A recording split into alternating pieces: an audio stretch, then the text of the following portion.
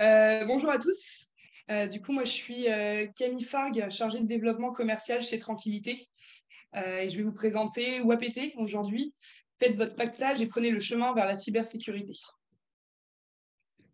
Euh, Deux petits mots déjà pour présenter l'entreprise. Donc, Tranquillité a été créée en 2002.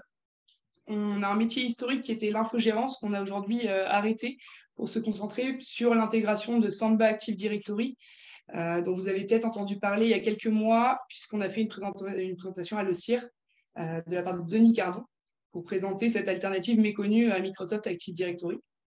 Donc ça, c'est une partie de notre activité. Et la deuxième, c'est qu'on est éditeur de WAPT. Donc c'est le produit que je vais vous présenter aujourd'hui, la solution de déploiement que je vais vous présenter aujourd'hui.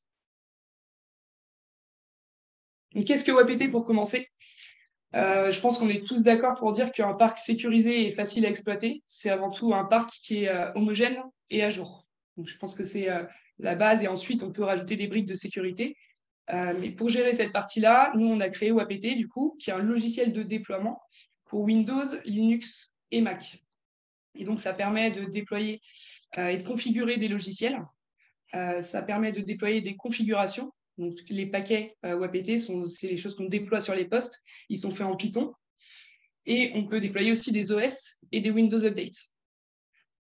Donc, avec ça, on arrive à avoir toute la gestion du poste de travail en soi. Comment ça marche? Avec WAPT, du coup, on déploie des paquets. Les paquets, donc, comme je disais, sont faits en Python, mais si c'est une installation simple, on a un wizard dans la console WAPT qui vous permet de créer des paquets très facilement en faisant du clic-clic et sans toucher à la ligne de code. Si vous voulez faire des installations plus avancées et avec des configurations avancées, bah là, la seule limite, du coup, ça va être le Python. Et à vous de jouer avec votre créativité, finalement, pour créer ce que vous voulez. Au niveau des fonctionnalités, on a deux versions. Moi, aujourd'hui, je vais plus vous parler de la version Enterprise, mais on a une version Discovery qui permet de faire uniquement la partie déploiement de paquets, donc installer, mettre à jour, configurer, désinstaller. Dans la version Enterprise, on a plus de fonctionnalités. Ce que je vous disais, du coup, la partie notamment déploiement d'OS, Windows Update, tout ça, c'est réservé dans la version avancée. Aujourd'hui, je ne vais pas détailler toutes les fonctionnalités. On est sur un contexte cyber. Donc, le but, là, c'est vraiment de vous présenter en quoi WAPT est un outil qui est sécurisé et qui va vous aider à sécuriser. On ne va pas détailler toutes les fonctionnalités, mais tout est disponible sur notre site internet, forcément. On a 373 clients, peut-être un peu plus à l'heure où je vous parle, du coup. On a plus de 1 million de postes qui sont équipés avec toutes les versions de WAPT confondues, Discovery et Enterprise. Et aujourd'hui, on propose déjà 867 paquets uniques. Donc, c'est des paquets qui sont déjà faits par nous, du coup, en interne, et qu'on propose à nos clients. Donc, demain, quand vous mettez en place WAPT, vous avez un lot de paquets qui sont déjà disponibles. Donc, encore une fois, le but, c'est de vous faire toucher le moins possible à la ligne de code et que ce soit plus simple à mettre en place. Selon la dernière enquête de satisfaction qu'on a fait, 94% de nos clients sont satisfaits. Je vous ai mis trois citations on leur a demandé s'ils pouvaient résumer WAPT en une phrase, comment ils le feraient. Je vous en ai mis trois qui résument assez bien la chose. Donc, la première souligne que ça permet de structurer le SI, puisqu'il y a des méthodologies dans WAPT qui sont définies et qui permettent du coup de bien structurer la gestion de son SI. La deuxième citation, c'est vraiment ça qu'on a le plus souvent comme retour, c'est que ça permet, du coup, c'est au lycée de français de Kuala Lumpur, ça permet aux responsables informatiques de se consacrer à des tâches d'amélioration. Donc en fait, WAPT lui permet de couvrir ses besoins d'administration quotidien de façon plus efficace qu'avant. Et donc aujourd'hui, son temps est plus attribué à des choses avec plus forte valeur ajoutée que de la maintenance, de la mise à jour de pas. La dernière, c'est pour s'auto-congratuler un petit peu, puisqu'on nous dit régulièrement que le support est très efficace et agréable. Nous, on est une équipe nantaise, du coup, on n'est pas de Paris, on est à Nantes. Et souvent, les clients sont contents de nous avoir au téléphone. Et ce qu'on nous souligne, c'est qu'on répond au téléphone et rapidement. Petit tour d'horizon de quelques clients qu'on a. Je ne vous ai pas tout mis, bien entendu. Par exemple, on travaille avec Compte Nickel, qui est dans la néobanque, qui administre 8000 postes avec WAPT aujourd'hui. Le ministère de l'Agriculture, le ministère de l'Environnement. Donc voilà, vous avez quelques petits exemples ici. Attaquons le cœur du sujet, du coup, avec la sécurité dans WebAPT. Ça va se découper en 3 parties. La première, c'est les principes fondamentaux de WebAPT. Donc, qu'est-ce qui fait que le logiciel en lui-même est sécurisé? Ensuite, on va passer à comment cet outil-là va vous permettre de vous assister dans la sécurisation de votre SI.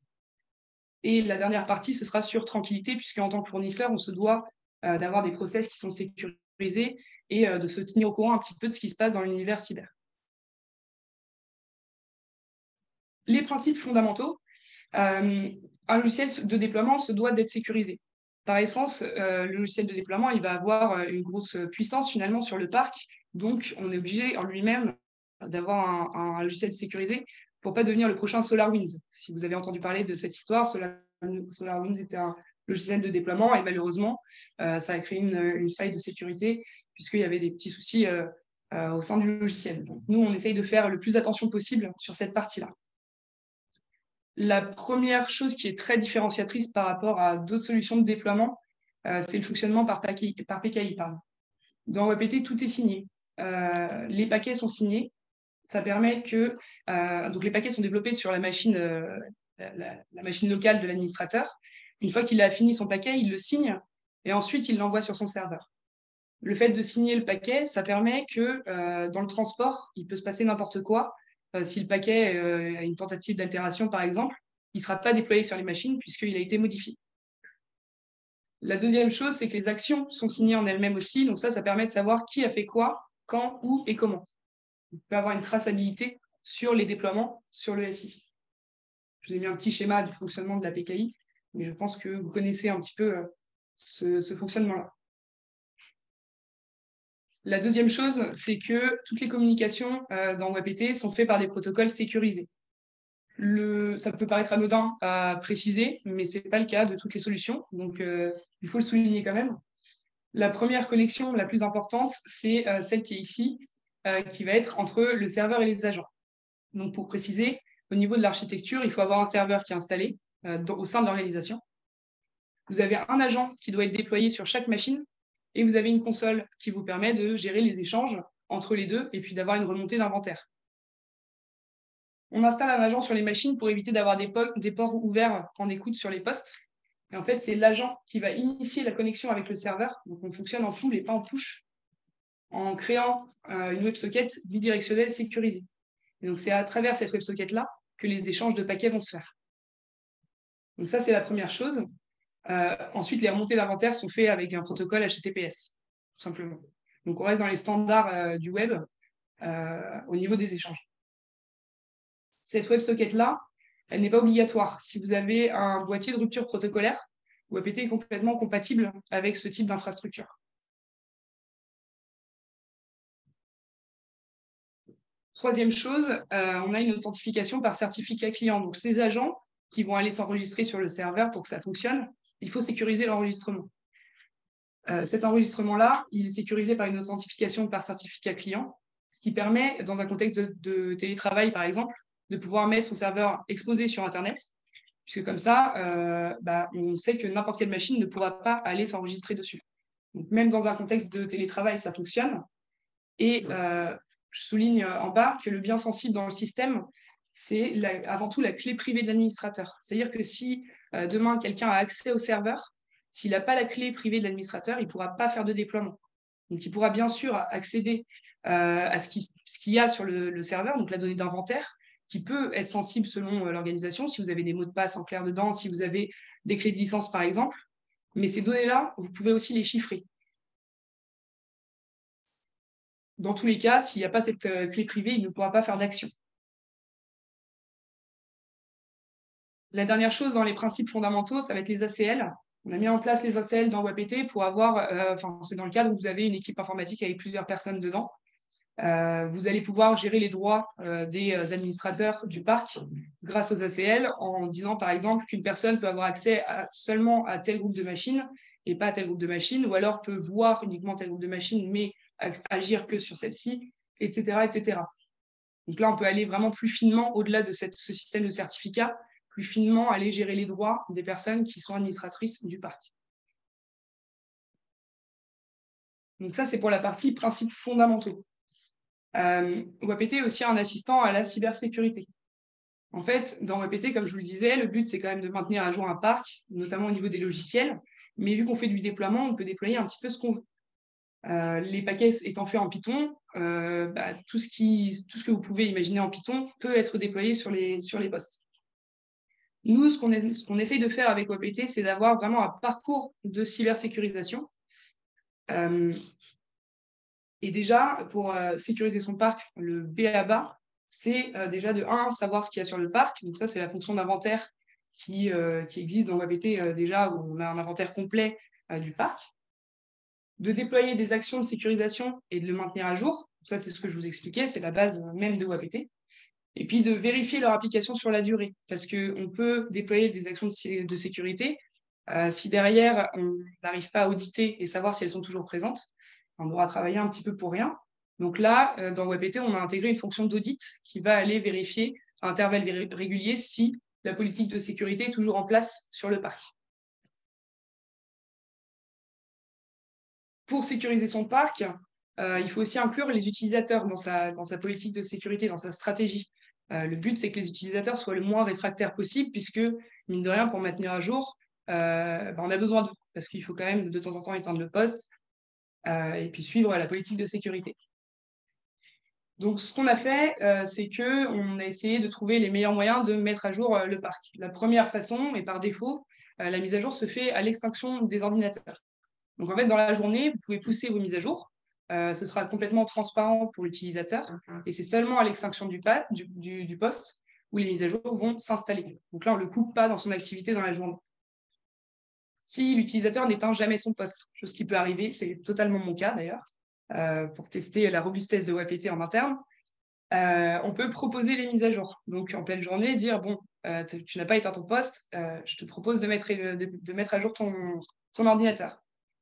Si la personne ne le fait toujours pas, chose que je ne fais pas non plus, encore une fois, on peut envoyer un petit message aux utilisateurs pour le prévenir que ce serait bien qu'il collabore, entre guillemets, pour qu'on puisse maintenir à jour son poste. Et enfin, dernière solution, et celle-là, c'est celle que je subis du coup, parce que je ne joue pas le jeu, c'est forcer les mises à jour. Donc là, avec WebPT, tout simplement, vous sélectionnez les postes, vous forcez les mises à jour, et comme ça, l'utilisateur n'a pas le choix. Donc, on essaye d'avoir tout un parcours qui permet de ne pas trop le froisser au début, mais pour les utilisateurs les plus réfractaires, on a quand même une solution. La petite fenêtre que vous avez là, c'est celle qui s'affiche quand vous faites un déploiement depuis la console. Une petite option qui est ici, qui est plutôt intéressante, c'est de ne pas installer les paquets dont les applications sont lancées. Donc, si vous faites une mise à jour en pleine journée, que vous décidez de mettre à jour un LibreOffice ou un Google Chrome, si tout se ferme sur le poste de l'utilisateur, c'est pas se le mettre dans la poche, entre guillemets. Donc là, en cochant cette case-là, on peut mettre tout à jour, sauf ce qui est en cours d'utilisation, ce qui est quand même plus sympathique pour la personne. Ici, c'est ce qu'on a dit tout à l'heure, demander à l'utilisateur de valider les installations. Donc là, il aura la petite fenêtre de proposition. Et on peut aussi l'autoriser à interrompre les mises à jour. Deuxième partie qui est faite pour l'utilisateur, c'est le self-service. Le but du self-service, c'est de pouvoir enlever les droits administrateurs. Souvent, on garde des droits administrateurs sur le parc pour pouvoir installer des logiciels. Or, c'est une grosse faille de sécurité. Là, nous, on a mis en place un petit outil très simple pour l'utilisateur pour qu'il puisse aller installer ce qu'il veut sur son poste. Quand je dis ce qu'il veut, c'est pas vraiment tout ce qu'il veut. C'est uniquement les paquets qui sont présents sur le serveur, donc les paquets qui ont été signés par l'administrateur et qui sont contrôlés et vérifiés. L'administrateur, d'ailleurs, peut créer des self-services différents en fonction de la typologie de l'utilisateur. Donc cette partie-là, ça permet de donner de l'autonomie aux utilisateurs et aussi de réduire la charge sur les équipes de support. Parce que nous, on a des clients aujourd'hui, quand ils ont eu un ticket de demande d'installation ou de demande de mise à jour, surtout de demande d'installation, ils répondent avec la procédure d'utilisation du self-service. Et petit à petit, ça fait son chemin et les utilisateurs utilisent le self-service sans demander aux équipes support, qui encore une fois, du coup, peuvent consacrer leur temps à des choses qui ont plus de valeur ajoutée et à l'amélioration de la gestion du parc. Et j'insiste du coup sur le fait que les paquets sont vraiment validés par l'organisation. C'est les paquets les logiciels qui sont présents dedans, c'est des logiciels que vous avez signés, donc ils ne viennent pas, ils sont sûrs et validés. Donc voilà pour le côté utilisateur. Maintenant, comme je vous disais, nous, on aspire à avoir une boîte à outils assez complète de sécurisation du parc. Donc là, je vais vous donner des exemples, mais à vous aussi de créer vos propres paquets. Et nous aussi, on va certainement en créer des nouveaux. Pour l'instant, ce qui existe, alors c'est une petite partie de ce qu'on a, hein, j'ai pas tout mis. Le premier, TIS Disable. Alors le petit TIS, c'est parce que c'est nous qui signons nos paquets avec notre clé. Quand on les met sur notre dépôt, en fait, on les signe. Et après, vous, si vous voulez récupérer, vous les signez à votre tour. Du coup, c'est votre responsabilité à partir de ce moment-là. Donc, Disable Télémétrie permet de désactiver la télémétrie de Microsoft. Sur un environnement professionnel, on n'a pas forcément envie que Microsoft récupère des données de ce qui se passe sur le parc. Le deuxième, Remove Windows AppX. Donc là, on va tout simplement désactiver tout ce qui n'est pas nécessaire en environnement professionnel sur le parc. Tout ce qui est Windows Store, du coup, on n'en a pas besoin parce qu'on a le self-service. Les Candy Crush ou autres, normalement, ça n'est pas nécessaire sur le poste de travail. Disable USB Storage. Donc là, on va désactiver les ports USB pour éviter de la fuite de données. Si vous vous fâchez avec un salarié demain et que le salarié prend une clé USB, récupère toutes les données et part avec, ça peut être un gros problème pour l'entreprise. Donc ce paquet-là permet de désactiver les ports USB tout simplement. Ici, on a Disable SMBv1. Donc celui-là peut paraître un petit peu obsolète puisqu'aujourd'hui, SMBv1 est désactivé par défaut sur les postes. Mais pour la petite anecdote, à l'époque de WannaCry exploitait la faille qui avait été présente dans SMBv1. Nous, ce qu'on a fait, à l'époque, on était encore infogérant. On a créé le paquet, on l'a déployé chez nos clients. Et à partir de ce moment-là, du coup, ils étaient protégés de cette faille-là, en tout cas.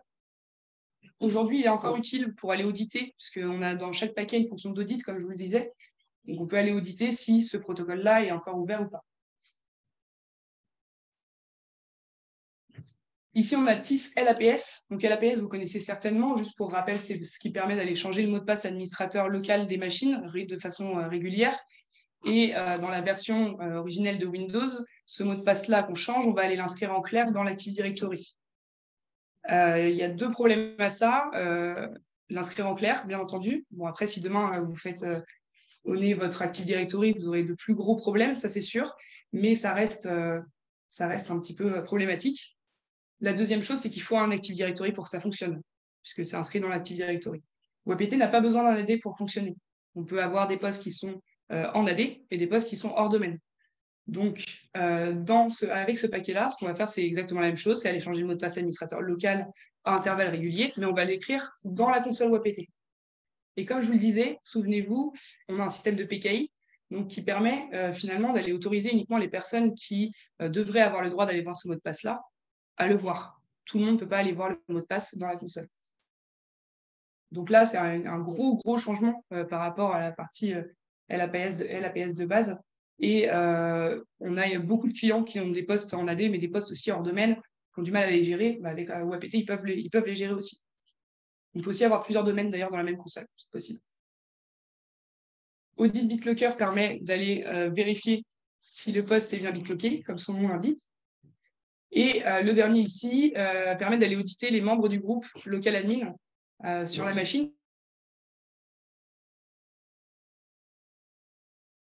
Donc, aller vérifier à intervalles réguliers s'il n'y a pas un nouveau nom de compte. Problème, en tout cas, si vous avez un nouveau qui n'était pas prévu, c'est qu'il y a un souci. J'ai mis etc. en gros parce que, comme je vous le disais, on peut en faire plein d'autres. Là, c'est nous, nos idées et par rapport aux besoins de nos clients, on a fait ces paquets-là. Et là, ce sont des paquets que vous allez aller récupérer sur notre store et pour les déployer chez vous. Du coup, je disais, troisième partie, l'entreprise versée dans la cyber. Donc, nous, en tant qu'éditeur, on se doit de se tenir au courant de ce qui se passe dans la cyber, bien sûr, et puis de se protéger pour éviter la supply chain attack. La première chose, c'est que WebPT a été qualifié par l'ANSSI en 2018 sur la 1.5.0.13. Aujourd'hui, on est en version 2.3 et on est en train de renouveler cette CSPN auprès de l'ANSSI. La deuxième chose, c'est un outil interne qui s'appelle l'outil. Comme je vous disais, nous, on met à disposition des paquets sur notre store que vous pouvez aller récupérer. Nous, on a une responsabilité quand même sur ces paquets-là. Il faut qu'on fasse des paquets de qualité et des paquets à jour. Et on en a 800, plus de 800, on a dit. Si on faisait ça manuellement, imaginez-vous la charge de travail déjà. Et en plus, on laisserait place à l'erreur humaine. Donc, on s'est dit, on va mettre un process interne qui va être automatisé pour sécuriser la chaîne d'approvisionnement des paquets. Cette méthodologie-là, en fait, l'outil, ce qu'il fait, c'est qu'il va aller vérifier à intervalles réguliers sur les sites des éditeurs s'il y a un nouveau logiciel, une nouvelle version qui est disponible. S'il y a une nouvelle version, il va la télécharger et il va la passer dans VirusTotal pour aller vérifier si le binaire est OK. À partir du moment où il est OK, on va construire le paquet. Et là, on va aller générer des VM à la volée pour aller tester le paquet et les fonctions du paquet. Une fois que ces VM-là ont fait leur travail, on renvoie le paquet à VirusTotal. Donc, normalement, c'est 5 jours après l'avoir téléchargé, on le renvoie à VirusTotal. Sur des navigateurs qui sont un peu plus critiques, on le renvoie 1 jour après. Et une fois que VirusTotal a dit OK, encore une fois, à ce moment-là seulement, on va pouvoir les mettre sur notre store et les mettre à disposition de nos clients. Donc, tout ça, c'est automatisé et c'est auditable. Dans WebPT, on ne repackage pas en offusquant le code. Le code, il est complètement disponible sur notre store. Et l'interface de l'outil, donc savoir tout ce qui se passe sur le store, elle est disponible sur Internet. Donc le but pour nous, c'est d'être le plus transparent possible pour que vous puissiez aller voir exactement ce que vous allez importer sur votre store finalement. Donc comment ça a été fait avec l'interface de l'outil et qu'est-ce qu'il y a dedans avec le store où vous pouvez aller lire le code purement et simplement. Aujourd'hui, le store, il couvre plus de 80% des besoins de nos clients. Donc, dans 80% des cas, les clients peuvent utiliser WebPT sans toucher une ligne de code, puisqu'ils vont tout simplement se servir chez nous. Et grâce à nos outils internes, la confiance est établie. La troisième chose, Tranquillité fait partie de l'association Exatrust, que vous connaissez certainement. Je vous ai mis les petits endroits où vous pouvez nous retrouver. Donc, on est au Cybercampus avec Exatrust. On participe tous les ans à l'université d'été de la cybersécurité. Et on est tous les ans au FIC aussi, à Lille. Enfin, on a des partenariats technologiques. Le tout dernier en date, c'est avec Cyberwatch. Je vous invite demain à participer à un webinaire qu'on fait avec Cyberwatch à 11h, qui explique comment on a intégré les deux solutions. Cyberwatch est très bon pour aller faire des rapports de vulnérabilité et aller faire un état des lieux du parc au niveau des CVE. Nous, on est très bon pour aller patcher les vulnérabilités. Donc, on s'est dit, on va travailler ensemble. Et donc, maintenant, dans la console WebPT, en sélectionnant un poste, vous allez pouvoir avoir le rapport Cyberwatch directement dans la console WebPT et pouvoir patcher, du coup, faire l'action corrective dans la même console. Donc ça, on présente ça demain à 11h. Je vous invite vivement à aller voir ça. Ce sera mon collègue Simon qui va présenter cette partie-là et je pense que ce sera très intéressant. Le deuxième partenariat qui est en cours de construction, c'est avec Cyberdetect. Comme je vous disais, dans l'outil, on va passer les binaires dans VirusTotal. On aimerait et on va compléter ça avec Cyberdetect qui va faire de l'analyse morphologique des binaires. Donc les deux viennent vraiment en complément, l'un ne remplace pas l'autre. Ça nous permettra d'améliorer encore plus cette sécurisation de la chaîne d'approvisionnement. Etc. Parce que dans WebPT, on a un système de plugins. Donc si vous avez des solutions chez vous que vous pensez, que vous voulez en fait mettre avec WebPT, matcher avec WebPT, bah, contactez-nous et puis comme ça, on verra ce qu'on peut faire. Et d'ailleurs, il y aura, oui, peut-être la conférence juste après sur le DR. Donc voilà, pour finir, je vous ai mis un petit schéma de réflexion parce que le but de ma présentation aujourd'hui, c'est de vous faire poser des questions. Donc la première, c'est est-ce que vous êtes déjà équipé d'un outil de gestion de poste de travail dans votre organisation? Si la réponse c'est non, bah, du coup, comme ma présentation était extraordinaire, vous allez choisir WebPT. Si la réponse c'est oui, est-ce que votre outil il est sécurisé, il est flexible et il est simple d'utilisation? Si vous pensez qu'il est aussi simple d'utilisation, voire plus simple d'utilisation que WebPT, est-ce que vous pensez qu'un déploiement prend moins de 5 minutes aujourd'hui avec votre logiciel de gestion de parc? Si vous prend plus de 5 minutes, contactez-moi, puisque a priori, nous, on est dans ces eaux-là. Si vous prenez moins de 5 minutes à faire un déploiement, que votre outil est sécurisé, flexible et simple d'utilisation, bah, montrez-le moi du coup, parce que je suis curieuse de voir la différence avec WebPT. Merci beaucoup d'avoir écouté cette présentation. Je vous mets en rappel ici, donc, demain, il y a le webinaire Tranquillité et Cyberwatch. Vous avez un petit QR code ici pour vous inscrire si vous le souhaitez. Donc, c'est à 11h demain. Et puis, notre grosse actualité du moment, c'est qu'on fête nos 20 ans. On va fêter ça à Nantes le 23 novembre. Donc, on fait ça dans un chouette lieu à Nantes, que vous êtes tous invités, bien entendu. Vous pouvez vous inscrire juste ici. Merci à vous.